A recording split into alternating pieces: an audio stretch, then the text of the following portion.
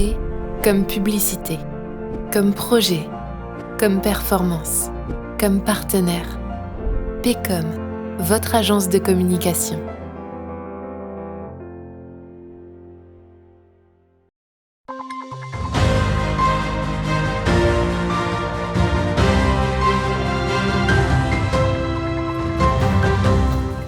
Bonsoir à toutes et à tous, vendredi 21 avril, voici les titres de ce 15 infos.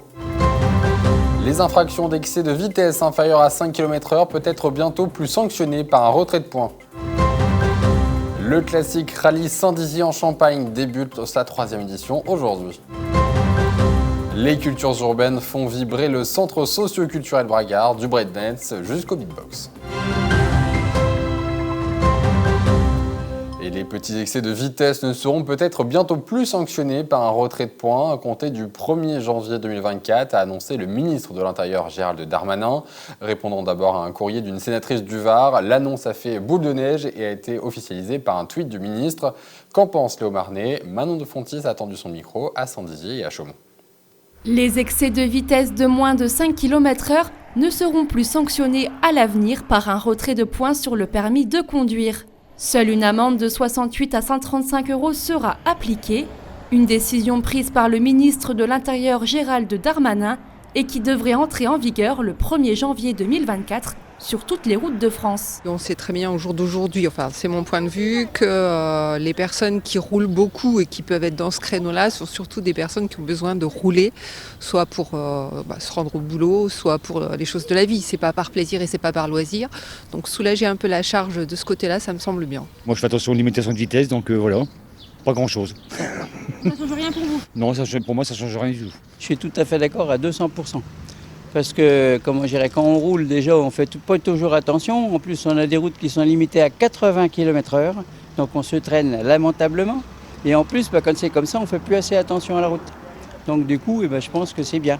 Pour 1 ou 2 km/h qu'on est au-dessus, on n'est pas des malfaiteurs ou des gangsters. 100% satisfait parce que c'est vrai que on est obligé de regarder le compteur et on ne peut pas être tout le temps en permanence à regarder.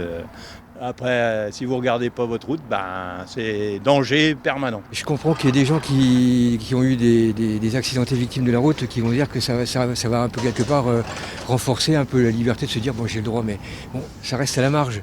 Hein, des gros excès de vitesse, c'est ça qui va provoquer. Vous savez que vous rouliez à 89 ou 92, je ne suis pas certain que ça va provoquer plus de sinistralité corporelle, quoi. Hein. Pour rappel, l'an dernier, plus de 3500 personnes ont perdu la vie sur les routes de France. Dans environ 27% des cas, la vitesse est responsable.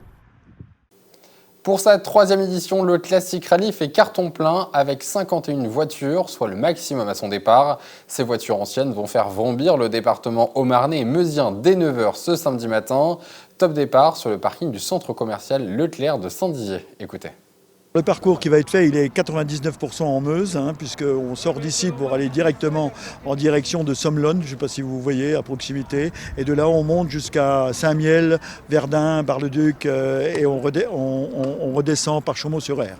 Le gros point d'étape, c'est Saint-Miel. Demain, à partir de midi, jusqu'à 14h, les voitures seront stationnées place de la Gare à Saint-Miel.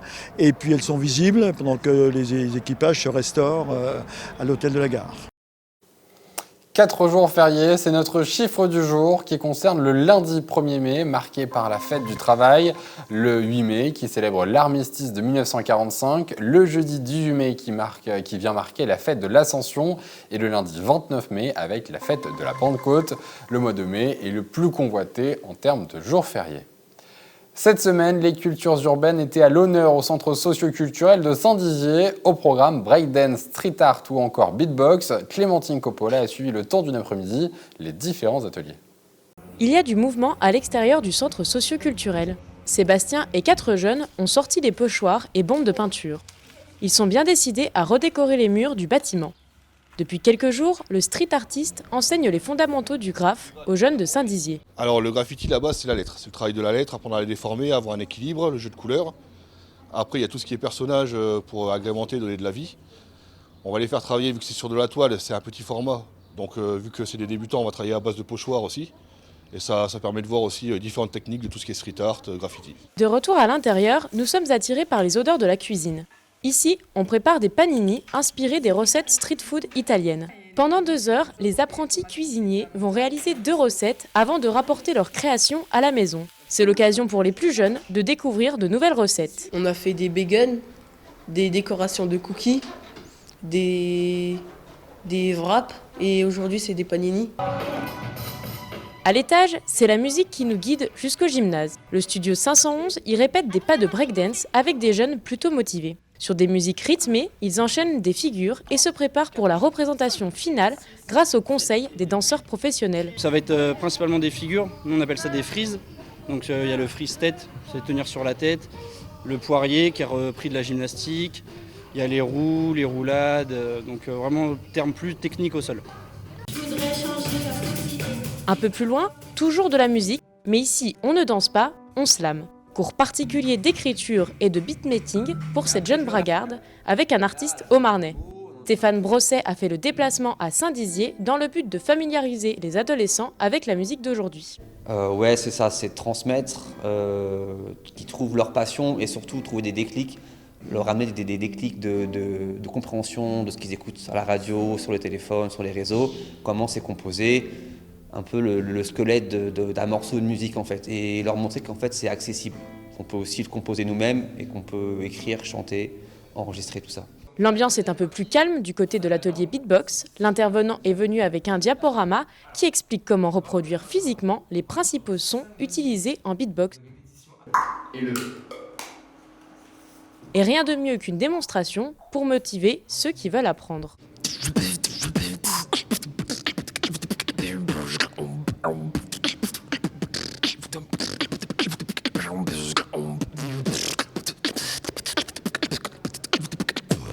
Les jeunes ont encore quelques heures pour s'entraîner et répéter avant de proposer une démonstration face à un jury ce vendredi soir à 19h. Et voilà, c'est la fin de cette édition du 15 Info. Merci de l'avoir suivi. Tout de suite, vos prévisions météo et rendez-vous demain, même heure pour le journal. Toute l'actualité qui vous concerne, à voir et à revoir dès maintenant sur puissancetélévision.fr et sur notre application mobile.